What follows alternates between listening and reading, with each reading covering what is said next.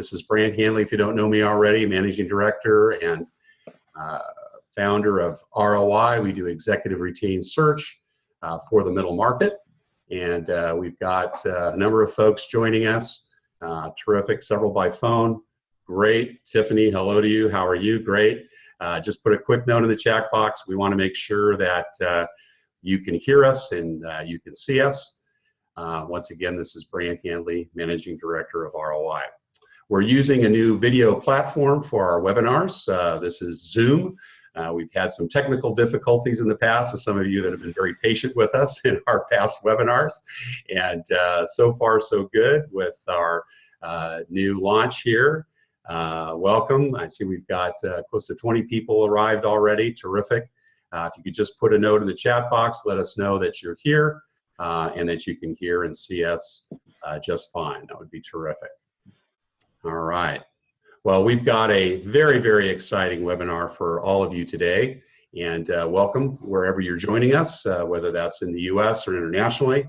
ROI is building competencies for the mighty middle market. And every month we bring a new thought leader that has some specific messaging that is very relevant to a number of our clients who obviously are very interested in learning ways in which they can continue to grow their business, not only through recruiting, but through a variety of different ways in which they can interact with their customers, their clients, and today with their board. And we've got a very special guest, Dennis Cagan, board guru, who I've known over 17 years now.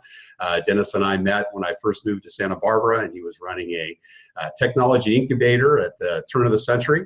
And Dennis and I had a chance to get to know each other very well and had a chance to work together on a few different things. And we've had a tremendous relationship and a partnership. And since moving to Dallas, he is now very active in working with a number of boards, helping them build boards, serving on boards himself. Dennis will tell you a little bit more about himself when he comes on in a couple of minutes. But I know that he's served in probably well into the double digits boards over the last 15 or 20 years. And he's got a lot of very good things to share as it relates to how to build a board, what type of characteristics should be looked at in terms of board work. But also those of you that are interested in joining boards, I think will be very keen to hear what he has to say in terms of how you might qualify and build up those expertise and those qualifications for your board work down the road. So we've got a few people still coming in. As you enter, please put in the chat box, let us know that you're here and that you can hear and see us just fine. It would be great. Got a few more people coming in, and well, we're about 5 past the hour. So Dennis, why don't you join us? I'll bring you in and say hello to the group here. Hi, Brant. How are you? All right. Welcome. Welcome. Good to see your face. Thank you. It's a pleasure to be here, as they say on radio. Terrific. Well, Dennis, I know you've got a presentation for the group here, which we're going to start in a couple of minutes, but maybe you can just start off and give them kind of a brief bio in terms of your background, particularly as it relates to your board work, and tell us a little bit about who you are. Okay. Well, I won't take up too much time with it. If anybody wishes, they can link to me on LinkedIn and see all my background there. That'd be no problem. The last name was spelled C-A-G-A-N.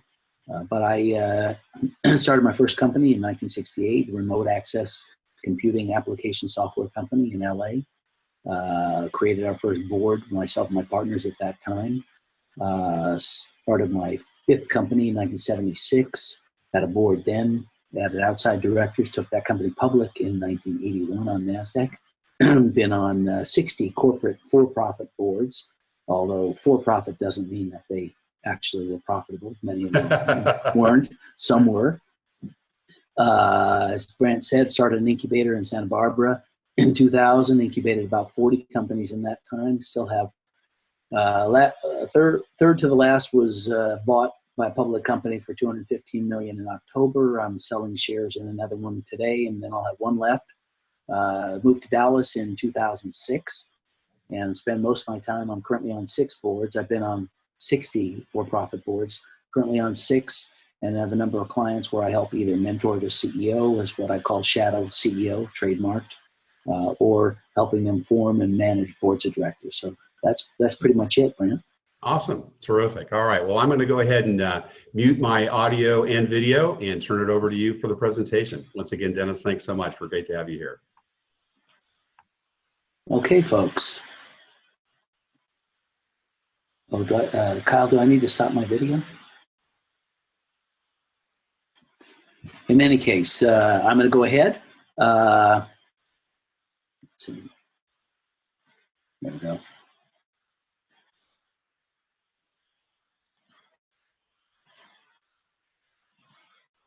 Perfect. Thank you. Okay. Portions of this presentation came from my book. My book is just out.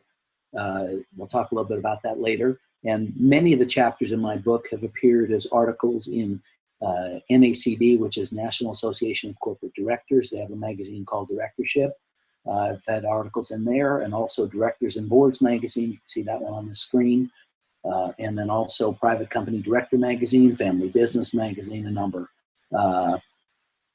This article that appears right there is one that I'm going to be offering later to send out as a special offer. I'm going to spend about half the time talking about boards in general, why they work, why you should have one, how they work, and then different aspects of the quality of board members. And then I'm going to spend the other half about people getting on boards, people that want to be on boards, how do you do it, what do you have to do, what are the advantages, disadvantages of that. So to get started, there's basically two different kinds of boards that people talk about. One is advisory, and one is fiduciary. Everybody's probably familiar with those. The fundamental difference between the two is that an advisory board reports to management. It has no responsibility to the corporate fiduciary board of directors. It's simply there to fill gaps in areas of expertise, narrow or wide, that management feels that they're lacking, that they'd like a little bit of additional support in. A fiduciary board is a legal requirement. If any corporation has a board, even though if it's a small corporation or all privately owned, that fiduciary board may only be the founder, or I had a meeting this morning, was the current board was the founder and his wife, and they need to build out that board in order to go out and raise money and then accelerate the company. Fiduciary board reports to the shareholders. In some cases, that the shareholders are the one individual or the two individuals, or however many actually own the company. In a broader context of a public company, fiduciary board reports to shareholders. That's literally all of the public shareholders. You may have noticed this morning that the Wells Fargo had a vote, and it was very, very narrow, highly unusual, but they reelected their board in a couple of cases by a margin of only a few points. So the chairman got 56% of the vote. You need 51 to be elected. Another director got only 53%, highly unusual that you don't get 80, 90% on a public vote, but that's the public shareholders. So if it's a private company, mid-market company, and closely held, then it's the shareholders that control the vote, and that's who votes for the board. So the board reports to them. Again, if it's closely held and you have an independent board, then theoretically those independent board members report to you as the controlling shareholder, even though you may be on that board. There's three entities that this applies to. One is a nonprofit. For-profit corporation can be either public or private. Nonprofits have boards too. They're notoriously dysfunctional. There's some big nonprofits that have pretty good boards, but generally there's a lot of confusion on nonprofit boards, and there's a number of reasons why. I won't get into that. The characteristics of a board vary by the company type, by the size, by the stage of development, by the objectives of the company. If a company intends to be a family business, stay private and do nothing but generate distributions, or maybe even less, just generate salaries for family members, then that board would have one kind of a function. If the objective of the company is an early stage venture capital finance startup, then obviously the objective there is to accelerate the company, raise money, get critical mass, grow the company, and then ultimately go public or be bought out in an acquisition. The target of this talk is primarily for-profit corporate fiduciary boards for mid-cap companies. Why is a board important? As I said, most meaningful companies are corporations. All corporations are governed by bylaws and require a board. Companies that are owned by the shareholders or the unit holders, but overseen by a board, may range from one sole owner on the board up to dozens of directors. So what's the real value of a best-in-class or independent fiduciary board of directors? Well, the purpose of the board is to offer oversight on behalf of the owners of the board. And oversight covers a broad range of issues, from regulatory issues to domain market industry-oriented issues to specializations in finance or legal or marketing and sales or operations, manufacturing, whatever it might be. In any company, there's a broad range of capabilities and expertise and skill sets that the company feels or might feel that it can identify as being particularly important to the company. If it's a bigger company, they can afford to hire more people. If it's a smaller company, particularly an early stage company, they may not be able to afford, or even a mid-cap company, they may not be able to afford the breadth of capabilities in executives that they need.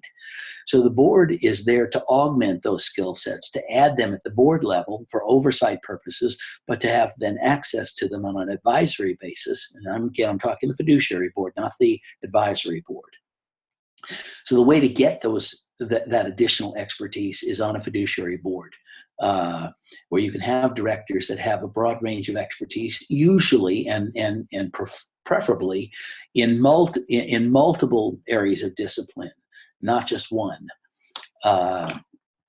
So a best of class board with independent directors, not just management. And if I might say, if they're in management, you're getting their opinion anyway. They don't really need to be on the board.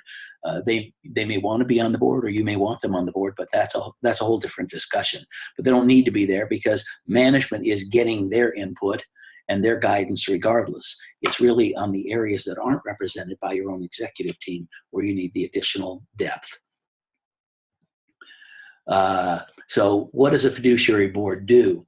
As I said, but more succinctly, a board's fiduciary responsibility is to represent the collective ownership of an enterprise in overseeing the corporation's business activities, internally, externally, and ensuring that these activities adhere to the highest standards of good business practices and the governing laws, and build value and further the business objectives of the owner. That's my definition, and fairly comprehensive.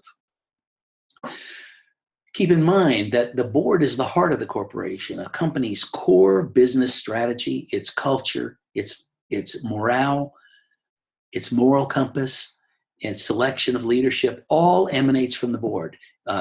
It's often said that one of the board's primary responsibilities is hiring the CEO, managing the CEO, and in some cases, as you've probably noticed in the press, getting rid of the CEO, or certainly slapping the CEO on the wrist by lowering their bonuses if they're not behaving properly. What's a best of class board look like? What any board wants and needs will vary widely on some of the characteristics that I mentioned earlier. Diversity on a board is what I call the new normal. Everybody's talking about diversity. Much of the discussion of diversity revolves around gender, race. It can get into a few other things, but that's mostly the big discussion. You know, do you have minorities well represented on your board? Do you have women and men represented on your board? And of course, the biggest area of discussion these days is women on the board. But I would say, and I would propose that diversity is a much broader subject. Diversity on the board might mean having somebody that thinks differently than the CEO does. I once gave a speech in Washington about the worst boards I'd ever been on, and I sat down at the table for the rest of the conference, and the guy next to me said, "Hey, that was a really good talk." He says, but he whispers to me, "But my board is worse than any of the ones that you discussed." I said, "Really?" I said, "Well, what's your board look like?" "We'll have 13 board members." I said, "What business are you in?" He said, "We're in the legal malpractice insurance business." And I said, "Well, tell me a little bit about those on your board." He says, "Well, that's easy. The 13 of us are all malpractice attorneys." I said, "You win. You have a way worse board than I've ever been on." So it's that there was no contribution there, no outside expertise, no difference. They weren't bringing anything new to the party. So it's about diversifying your board in terms of areas of expertise. The diversity could be by background. I'll get into most of this a little bit in a few minutes. What are the skills and experience that would most benefit your company? Only you can answer that. And which are in the shortest supply within your company? Only you can answer that. If you're a qualified financial expert, then you may not need another qualified financial expert on your board, as much as some companies where the head of the company is a technologist, programmer, or a marketing and salesperson. In terms of selecting your board to be best of class, the board has to have a certain level of congeniality or camaraderie. Not that everybody agrees with everything, but that there's a very a good level of discussion and openness and exchange within the board of ideas. And so I have something called the Big Five, which are the criteria, and this is what that article is about that I'll send out later to the people that requested, is what are the characteristics, the most important characteristics of a board member that you never ever find on the matrix. The matrix is the spreadsheet telling you what capabilities you need and which capabilities you have internally and which capabilities you're looking for in board members, and then how various board members either fill those slots or where you have vacancies. Well, the 5 most important characteristics of a board member that are never listed on those matrices, unfortunately, the first one is courage, because you need a board member who has the courage to tell you you're wrong, you're heading in the wrong direction, or they don't agree with you, and then give you the reasons why. And as a CEO or an owner, you want to surface this information, bad news or contrary thinking, just so you have all the information at hand to make your decisions. The second one is not just the courage, but the candor, the honesty, the forthrightness, the bluntness to say what it is that they mean. I consider the third to be humor, because sometimes nothing will diffuse a brewing conflict on a board better than somebody being able to crack a joke, even an inside joke that everybody on the board gets. It loosens kind of things up, and then they can go back. Inquisitiveness, asking questions. And then lastly, and equally importantly, is collaboration, the ability for that board to work together. So I have a saying that qualified doesn't mean suitable. So there may be plenty of people qualified in certain skill sets that you need. They're qualified to sit on your board, but that doesn't mean that they're suitable for your board, because that has to do with their personality characteristics, the cultural aspects of your company. So recruiting board members is a matter of checking multiple boxes. And it's not just checking the box, it's really making sure that they meet the criteria that you're looking for. And being on a board is not a lifetime activity. At least being on the same board is not a lifetime guarantee like the Supreme Court is. Companies change, go through phases, so it's always worth considering upgrading your board, upgrading your directors, and most directors should understand, hey, you helped us a lot up to this stage, but now we're doing things differently. We're a little bit bigger, we're a little bit further along, we've got a little bit more complex business, and so we're going to need to find a new director or somebody in particular that you really would love to have on your board comes along, and it might be necessary to ask somebody else to leave the board to make room for them. Key characteristics of best board members, I've already talked about that a little bit. What are the most considerations in recruiting and seating the boards? The matrix we talked about already, that's a map, and it needs diversity. Key objectives from diversity in the board, most important characteristics, we've talked about that. Here's some of the key dimensions of diversity that I referred to earlier. It's not just race and gender. There's professional skills. Are you better? Do you need a manufacturing? Do you need an operations? Do you need an administrative background? Do you need somebody that was a CEO of a big company? Do you need somebody that started a small company? Do you need marketing expertise? So those are the professional skills that are horizontal skills. They're not necessarily related to domain. Then, do you need somebody with domain experience on your board that has a deep level of experience in your particular business? I took over a public company one time that was insolvent. I said, look, I'm the new chairman and CEO. I've been asked to step in here on a temporary basis to turn the company around. And when I'm done, I'm going to be looking for a permanent CEO. So somebody in the back of the room says, well, sir, this was about a $20 million company, was losing $6 million a year and had no money in the bank, literally zero money in the bank. Somebody says, sir, what are you going to be looking for in a permanent CEO when you replace yourself? I said, I'm going to be looking for somebody that has good leadership skills, has run a public company, has run a technology company, and is decisive. And so the young man in the back room says, well, sir, aren't you going to be looking for somebody that has workplace training experience? And I said, well, no, why would I do that? And he said, well, sir, that's the business we're in. I said, I know that, but I'm looking at 225 people that know that business. That doesn't seem to be what you are missing. And so you're not necessarily looking for domain experience, but however, higher level, more expansive domain experience may be a key aspect to your board requirements. Then race and gender, also demographics. Are you selling to millennials? Then it might be helpful to have some younger influence on the board. There's been a lot of discussion of that lately. There's a chapter in my book on that as well. If you sell to particularly high-level people, high-income people, if you sell to low-income people, if you sell to mostly men, if you sell to mostly women, there's all kinds of different demographic. If you have a major focus on selling to the Hispanic market or whatever it is, fulfilling some demographic representation of those markets as they are important in your company may be worth a board seat. And then geographically, if you're just selling in one state, if you're selling in the United States, if you're selling internationally, then having some type of geographic diversity on the board may be also of value. How do needs vary by company or state, size or stage? I think all companies need boards. Sometimes you need a different kind of expertise if your company's earlier stage, because it's helpful to have people that have been through those cycles of growth from zero revenue up to a certain level. Maybe it's 5 million, maybe it's 10 million. Somebody has been through that up to maybe 50 million, up to 100 million, beyond. Those stages of growth have different implications, different requirements, everything from operations to finance to sales and marketing. Everything is a little bit different. So having the right representation for your stage and for the size of the company. What actually goes on in the boardroom? There's a chapter in my book about board meetings, and I kick off the chapter by saying if you ask 1,000 people in business, what does a board do?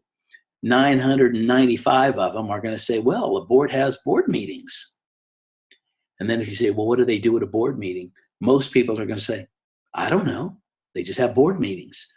And so what goes on actually in the boardroom may not be familiar to most people unless they've been on part of the staff or executive level, or whether they've appeared before the board, or they've been on a board, or they've been a CEO and had to manage the board.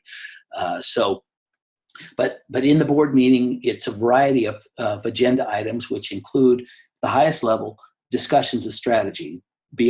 Second only to the CEO succession and CEO selection, the strategy of the company is the largest single concern of the board, and then followed by regulatory concerns and some things like that. Would you want to join a board? Why would you want to join a board? And so I'm kind of shifting focus now from what a board is and what it does and its value. And I will only mention having a good board. I hope you can see that it can be a significant competitive advantage in terms of having access to information, experience, and contacts that your competitors may not have, especially if you're competing against a larger company or a public company. They may have much broader capabilities and expertise than you do beyond the business and the products that you're delivering. And so to have a good board can be a competitive advantage, particularly against other companies that may not have access to the expertise that would be available from a board. But a board directorship is the result of both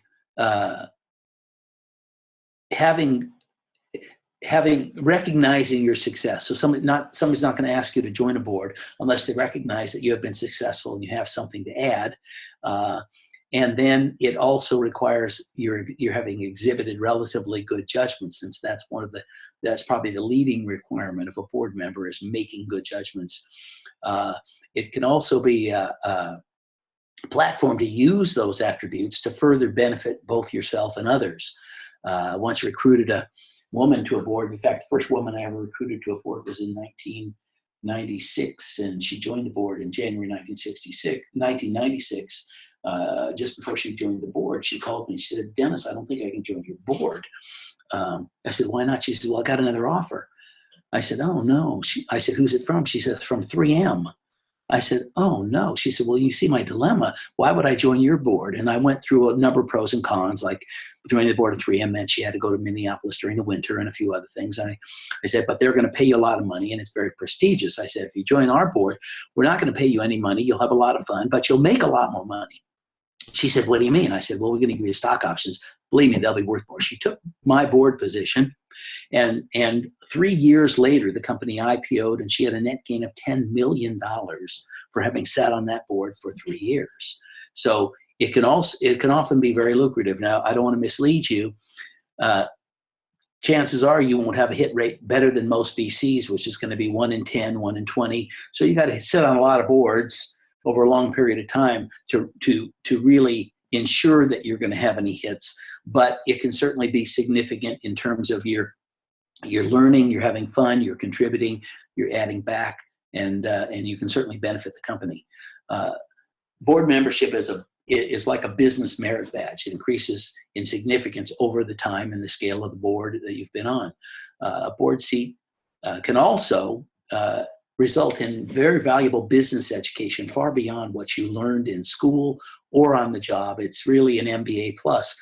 I find it interesting that in a number of big corporations, the CEO will sit on outside boards, but they may or may not let other C-level executives, or certainly executives below C-level, they may not allow them to sit on outside boards. That seems a little bit contradictory because executives can learn a lot from sitting on other boards, advising other boards, listening to other board members contribute to discussions. It can be extremely educational.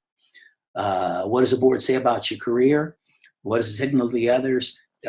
It says that you're highly regarded, or you wouldn't have been asked to join the board. It says that your judgment is respected, you're considered both loyal and ethical. Ethics in a board are extremely important, and that's one of the first. That's one of the first flags for dismissal from a board is a breach of ethics or the demonstration of some indiscretion. It also says you've got basically an altruistic nature. On big boards, they might pay a significant amount. They do pay a significant amount of money, although very few people join boards to make money. And in fact, if somebody's joining your board to make money, that's not really a good sign. But even though they don't do it for money, they expect to be paid for it at a reasonable level. On an early stage company, you may only be giving them stock options. I recruited a board director in 2002 to a board of a company that I co-founded in 1997. And that company is still in business. It's in La Jolla, California. And that guy is still on the board. His name is Tom. And so we've been on the board together 15 years. I've learned more from him than I have ever learned from any other single board member. The reason that I was able to get him to join my board at a company where we had almost no revenue at the time was that he had reached the mandatory retirement age of 72, and he was forced to retire from 4 boards that he had been on for over 20 years. He resigned from the board of General Motors, Raytheon, Hewlett-Packard, and Hughes Electronics. And he joined our board. He remained on the board of Caltech and Harvard. And so I got the benefit of learning from him over the last 15 years. And there's areas where he had expertise, there's areas where I have expertise, and we've been very complementary over the years, but it can be a tremendous experience for anybody. How do you approach your quest to join a board? Educate yourself, learn about boards, and of course I recommend my book, but that's beside the point. Have a plan, map it out. I wrote an article in 2012 about how to get on how to recruit board members for small private companies. It's a chapter in the book now, but I wrote the article in 2012. I thought, okay, I'm going to get a bunch of calls from companies that want me to help them form boards. Nope, didn't happen. But I got 100 calls from people that wanted to be on boards. So I ended up saying, look, put the article up to a mirror, read it backwards, and it'll tell you where to be found to be on a board. Have a plan. I talk to people all the time. Yes, I'd like to be on a board. Okay, what are you doing about it? I don't know. What should I do? Map out the most likely route to your objective. Perhaps it's being on nonprofit boards first, then small private company boards, startup or family businesses, then moving to smaller. Some people right out of the box, there's a big discussion about putting millennials on boards. There's companies like Walmart that may have 2 or more people that are in their early 30s or even younger on their board. And so they jumped right to a big public board. It kind of depends on what the board needs, what the company needs, and what your area of expertise is. But regardless, have a plan to kind of march along that plan. It takes a long time. You need certain tools, and one of the best tools is a board bio. It's a little bit different than your regular bio or your CV. It's really, it's like that quiz show. We're going to give you the answer. You have to tell us what the question is. So your board bio is the answer to the question. And the question is, if I was looking for Bill, what would I be looking for? I would be looking for a board member that's been the CEO of this kind of company. He's participated in this. So you have to answer the question of what they should be looking for in order to find you. That'll highlight your unique skill sets. Networking is probably the biggest single factor in terms of how you get on a board. It really is getting out there, meeting people.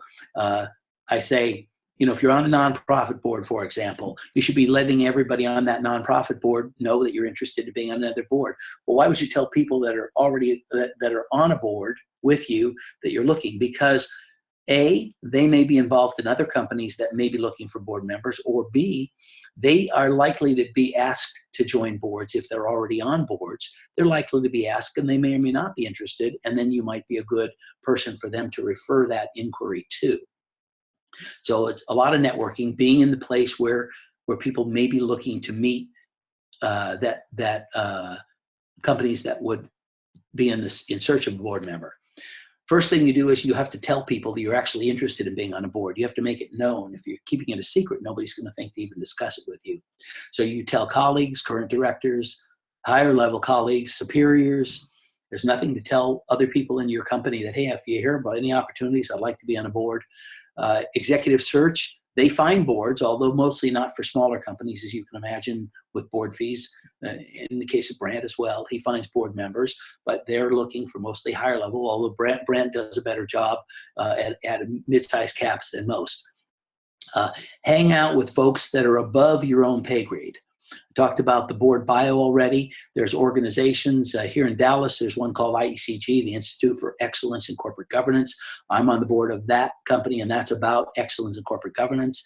NACD, you have to be on a board to be a member of NACD. There's other groups in each city that are involved. There's an organization trying to expand nationally now called Corporate Directors Association, and so forth. But associate with any of those particular groups. Secrets of being on a board. Okay, it can be hard to get on a board, or sometimes not. Sometimes you don't even think about it, and in comes a request. It can be fun or not. It can be a miserable experience if things aren't going well and you're caught in the crossfire. There can also be liability. It can pay well or not. It can take a lot of time or not. One of the things I told that woman on that board, the one that made $10 million, I said, you're going to spend a whole lot of time. It's going to be a lot of work to be on their board. To be on my board, you're going to be able to read the board deck or the agenda and the items to cover on your plane ride down from Silicon Valley. 1 hour plane ride, you can read it all. There's no extra work outside the board. So it can be a lot of time or not, depends on the board. You can meet some great people. You can also meet some real jerks being on a board. It can involve significant personal risk and liability. Public board that's in trouble, there's a lot of director lawsuits. Or there can be relatively little liability, depending on the ownership. Of course, you're going to have, most boards are going to have directors and officers, D&O insurance. A frequent requirement for getting on a board is being on a board. So how do you get on a board? So that creates a little bit of a conundrum as well. And lastly, it can be a great learning experience if your employer allows it. This is a little bit about my book. This is a testimonial that was from the just recently retired editor and associate publisher of Directors and Boards magazine. As you can tell, he liked the book, so, but that's a different, but he's also a friend of mine. in appreciation for your time, because I know I've got just a few seconds left, in appreciation for your time and the opportunity to add value to your company, I'm offering the following to the first 6 listeners that send me an email, and there's my email right there, dennis@cagancoa.com. I'll send you a copy of that article, What Qualities, oops. That's your time, Dennis. Yeah, I know it is. I'm trying to turn it off. It won't go off. What qualities you won't find in a director search matrix, and then in addition to that, I'm willing to do a 30-minute telephone call, just consult with you. If you've got a board, I can talk to you about how to upgrade it. If you don't have a board, I can talk to you about what you might need, how to go about finding directors, how to go about forming the board, or if you're interested in joining the board, I can give you a few more detailed tips than I've talked about here. So, Brant, that's it for me. Awesome. I'm going to turn my camera back on. Yeah, let's go back to video. We've got a number of questions from a number of folks, and I know we've got some time left to cover that. Thank you so much, Dennis. Really, really outstanding information, and I know everyone is going to enjoy this. For those of you that came late, I know that we had some folks come in a little bit late. We are recording this video, and we will be sending a link out for that along with Dennis's presentation. So don't worry if you missed the first part of this, you can go back and see it on the ROI website, and we'll make sure that that gets put up in the next 24 hours. So once again, Dennis, terrific. And for those of you that don't know me already, my name is Brant Handley, Managing Director of ROI. We do exclusively retain executive search for C-suites in the middle market. And Dennis has just done an outstanding job with regards to giving us some good input on not only how to build a board, but for those of you CEOs that are looking to join boards overall. Please put any questions you have in the chat box. I've got a number of them here already, Dennis, and so we'll get started on those. But for those of you that are with us in the audience, there's a little icon. It should be at the bottom of your screen. If you hit that, a pop-up box will come up, and you can put in your question for Dennis. So Dennis, let's launch in. I've got about 5 or 6 that have come in already, and I know we've shared a couple others with you. And we'll spend the balance of the 10-15 minutes that we've got left to come to the top of the hour with regards to these questions. One of the first ones that came in, not only during the session, but obviously before, is about diversity of boards. You know, not just gender diversity, but obviously with regards to geographic diversity, discipline diversity, perhaps racial diversity. And if you could talk to us a little bit about the importance of that and what research, if any, exists as it relates to, you know, any performance differences that boards that have diversity, again, whether it's gender or whether it's another characteristic, and whether or not that's proven to show business results versus, you know, a bunch of old white guys, which we normally see when we see pictures of boards for publicly traded companies. Can you address that, please? Yeah, I'm going to try and keep my answers short, Brant, so we can get more questions in. But yes, there's a lot of research out there, although much of it revolves around women on boards. But there's probably some research on race as well. If you think about it, you can surmise, regardless of the research, that performance of diversity on a board has really to do with how it relates to what business the company is in and what expertise it needs. Right. I joke that if you make a product and there's only fat, bald, white guys manufacturing it, and there's only fat, bald, white guys that are buying your product, then and all your vendors are fat, white, bald guys, then why would you need anybody else on your board? But now, you know, even if you have a large number of women employees, if you're marketing to the Hispanic market, if you're selling in China, there's a variety of different characteristics where that kind of diversity would be meaningful. But on the other hand, if you just started a company with 4 engineers, as I did one time when I was the only salesman, then that's not diversity. Every time we took a vote, it was 4-1. The one salesman voting, and then the other 4 engineers saying that was a really stupid idea. So it's really what kind of diversity is going to benefit you the best. Where's that expertise missing? Yeah, good, very helpful. Colin, who's in the room, has asked, what's your recommendation for directors' insurance dollar amounts for a nonprofit or for a public profitable company? Really depends on the size of the company. It depends on the number of shareholders. With a nonprofit at a certain size, I don't recommend D&O insurance at all. If it gets to be bigger, and if it's particularly if there's other issues involved, if there's a handling of a lot of money, if there's any concerns, then you might want D&O insurance. But for a nonprofit, it would be a lot lower level because people are going to go where the deep pockets are. The bigger the corporation, the more you need. The more widely held, the more you need. Most of the companies I'm involved in are very early stage technology companies for the most part, and will usually get by with $1 million to $2 million coverage per director on D&O coverage. D&O insurance, about the least expensive you're going to get away with these days is about $6,000, and that's if there's very simple. Your cap table is simple. You don't have a lot of debt. You don't have a lot of liabilities. You don't have a lot of shareholders, et cetera, and that can go way up for a company these days, for example, like Wells Fargo. Right. Yeah. Right. Well, most of our companies in the middle market, and we define that as kind of 10 million to $1 billion. And of course, our client base kind of ranges in that same range. But I'd say the bulk of them are kind of in that 50 to 500 million range. Many of them are either privately owned, sole proprietorships. We've got a few ESOP clients. We obviously have some folks who are also private equity backed.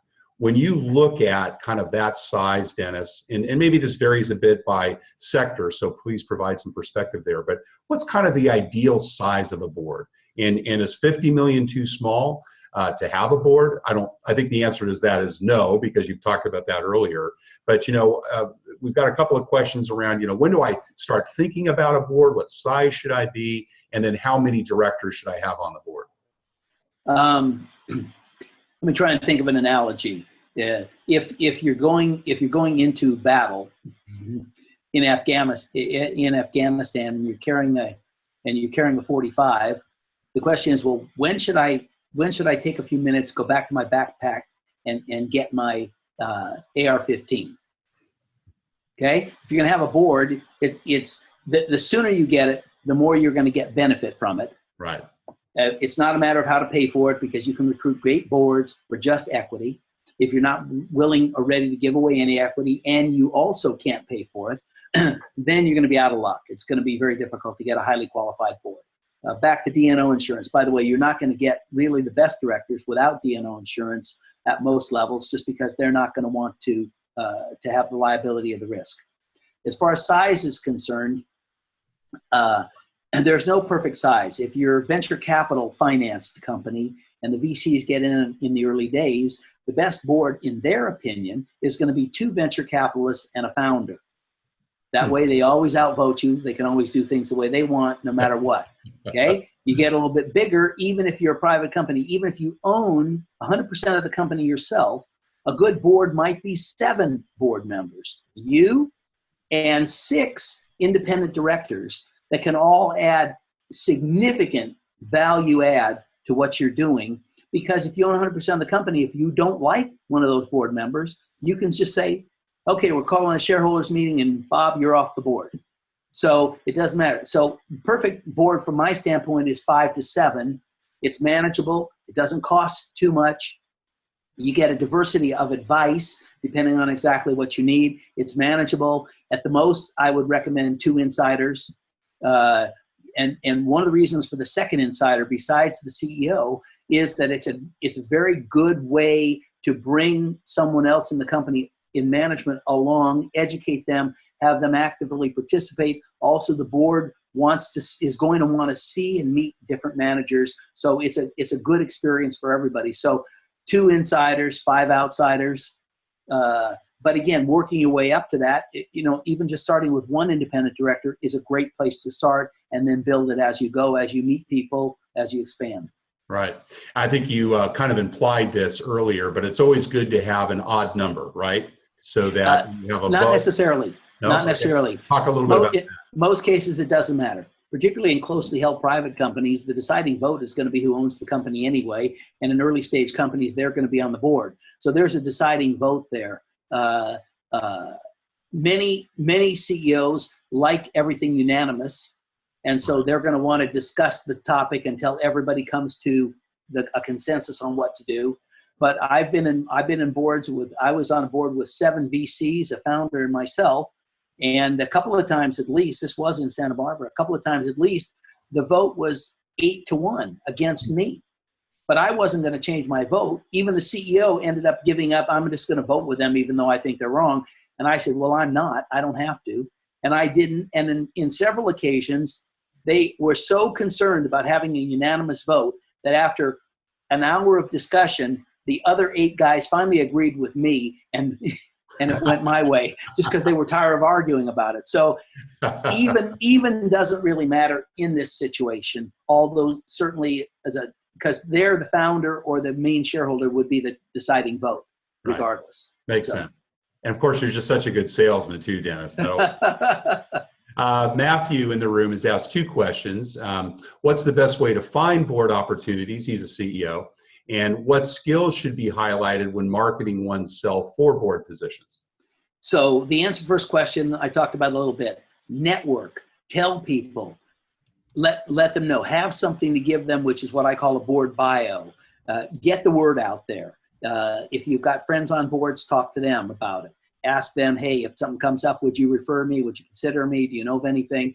Then networking in situations where there are executives, members, founders, owners of the kinds of companies that you feel you'd be best suited for, go to where they're networking. If there's a trade association in your industry, participate in the trade association, meet the people, mention, hey, if anybody's looking for a board member, I'm interested, get the word out there. As far as, what was the second part of the question? I'm sorry.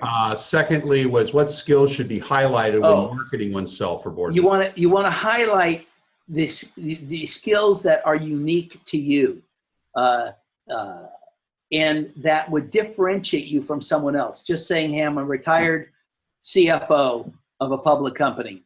Well, there's 50,000 of those looking for board seats right now. That's not going to.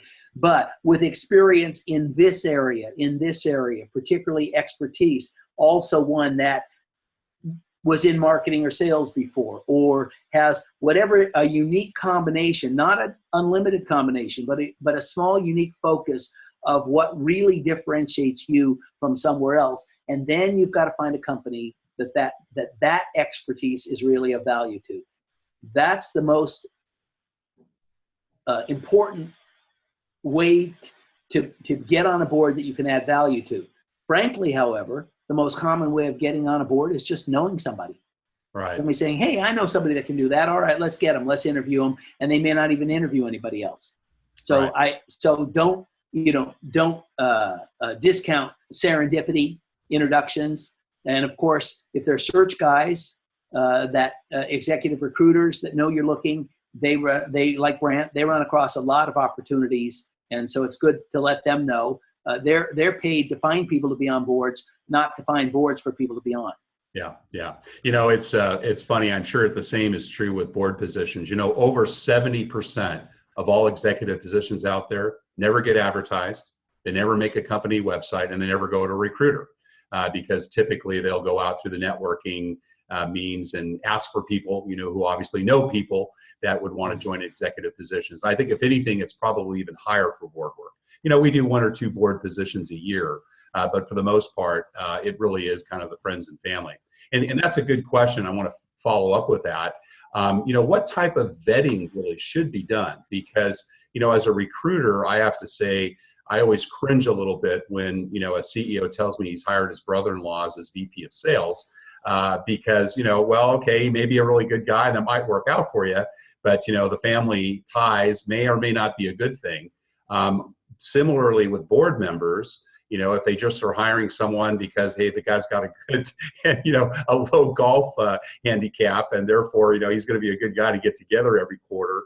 What's the kind of vetting that goes on? What should a CEO that's building a board do as he evaluates and reviews board members for his board or her board?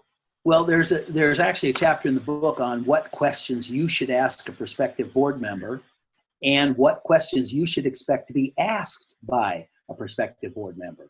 You can often learn more from the questions they're asking you about your business and about yourself personally and about your culture and so forth than you can learn from asking them questions. But that said, you want to really look at their personality you're going to need to confirm the background they're telling you. Did they really work here? Did they really do that?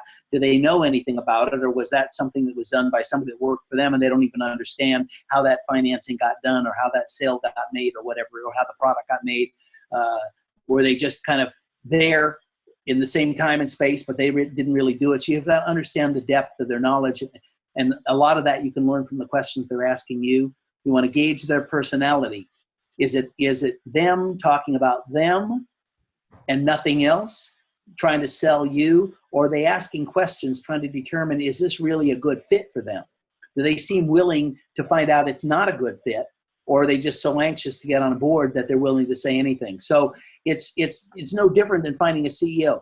Then the second step is, which many people don't do, although companies do more now, of multiple interviews, where even at the CEO level, they'll have multiple people interview that CEO, including the board, maybe even some subordinates, a number of different people. Same thing with a board member. I don't like joining boards where I haven't had the opportunity for me to interview the other board members, to know the executives in the company, to know more about them. You should at least get the feedback from your senior executives in many cases, not always, but depending on the politics of the company.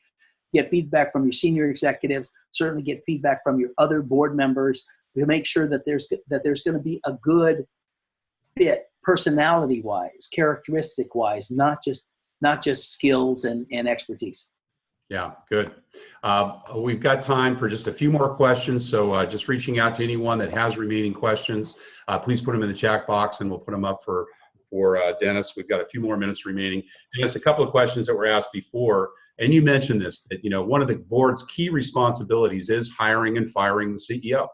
And ultimately the CEO reports to the board. Sometimes that CEO sits on the board and has to recuse himself for discussions that are around performance. So two-part question. What was one of the most contentious issues you dealt with when you sat on a board?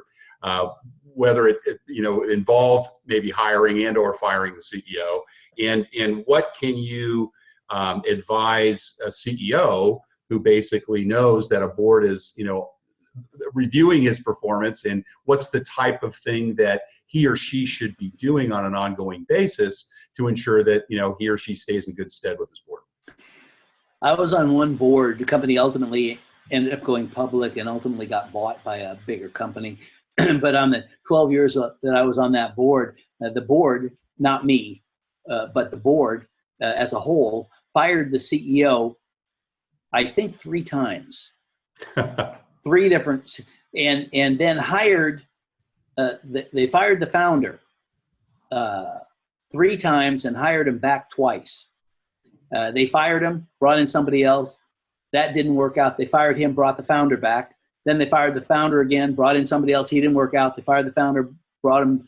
So that went through. Finally, the last of the outside CEOs got the company public. But believe me, it did not go public, and it did not get acquired on as favorable a terms as it would have had they left the original founder as CEO all along. Those were bad. Those were bad decisions, but obviously very contentious.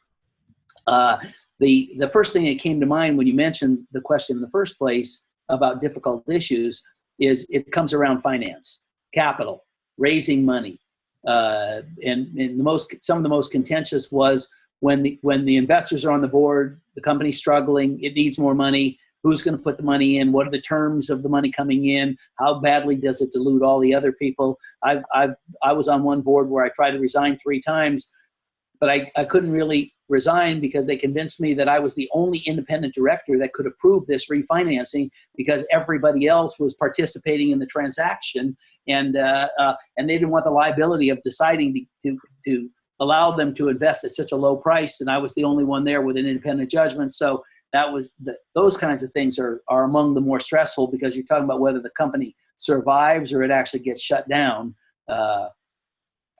And many discussions, just for clarification, many discussions about the CEO compensation, those kinds of things, would be held in an executive session. So the board would hold executive session, which means that none of management is present, and they would normally have executive session for most of the board meetings as a standard procedure.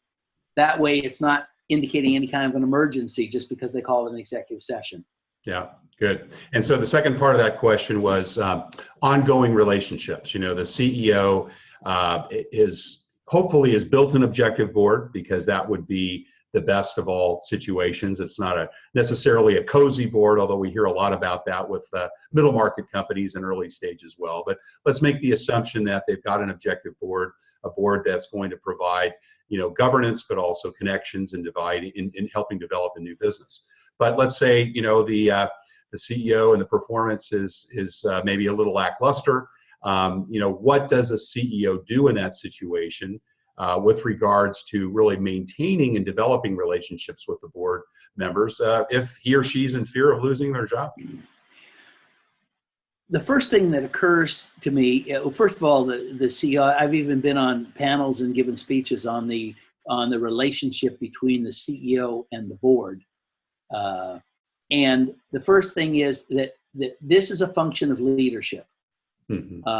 The board's leadership and the leadership of the company, which is the CEO, and the style of leadership. Is it am I making the decisions on everything, or am I really taking into consideration the decisions on everybody else's part, reading them in? It's candor, sharing. You know, one of the most popular questions for board members to ask CEOs these days is, what keeps you awake at night? Yeah. Because often that question will suss out from the CEO his real concerns, even if they weren't necessarily on the board's agenda. And so the open communication between the CEO and each board member is critical. Having a chairman of the board, generally speaking, it's best practice for that not to be the CEO. Sometimes it is.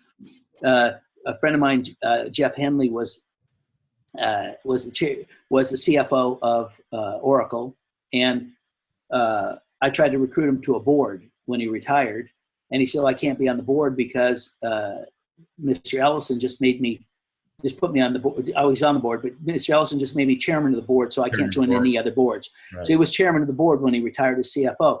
Then last year, I saw that Ellison had stepped down as CEO and he became chairman of the board. So I sent Jeff an email. I said, "Jeff, hey, can you be on a board now?" And he said, "Well, no." He says, "Now I'm vice chairman, but I'm still doing all the work." So the leadership of the board, who manages the board, that's the chairman. It's better done if it's not the CEO, if those are separated, which is best practice. But having the leadership of the board, having a good working relationship with each of the board members, assuming that the CEO didn't elect them. Sometimes there's problems there. They're not all good guys or good gals. There may be other issues there, but that's where the leadership of the board and the CEO's leadership style, they have to mesh, and there has to be open communications. That's my best suggestion in terms of managing that process. Terrific. Great. All right. Well, we're just out of time. Last call for questions. Please put it in the box. Dennis, once again, thank you. This has been terrific. Terrific discussion. Lots of good questions. Thanks to all the panelists who got those to us before and during the session. Once again, Dennis has graciously offered, was it a 30-minute consult for them? Great. And Dennis, why don't you put that slide back up as well? I'll take my video off just so people have your email address. If not, you can reach out at Brandt and go for ROI. But Dennis is more than happy to provide a 30-minute consult. You can see his email address there, dennis@caganco.com. Drop him a note.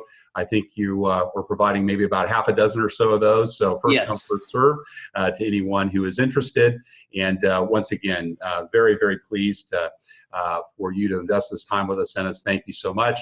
And for those of you who came late, once again, we will be sending out a link to the ROI website where this presentation will be posted. Dennis will also be providing a link to his website where the presentation will be up, or we can post it on our website, Dennis, whatever's easiest for you. But we like to be able to have them access both the video as well as the presentation. And go out and buy his book. It sounds like it's a very interesting one. I think there's an opportunity perhaps to get a few chapters as well, right, Dennis? To as it moves across the screen. Available on Amazon, right? Amazon, iBooks, and Barnes & Noble. Terrific. Well, once again, Dennis, thank you. And signing off, Brand Handley, ROI, Executive Retained Search for the Middle Market. Thank you for joining us, and come next month to join us for our next Maven webinar that's building competencies for the mighty middle market. All the best. Take care. Bye now.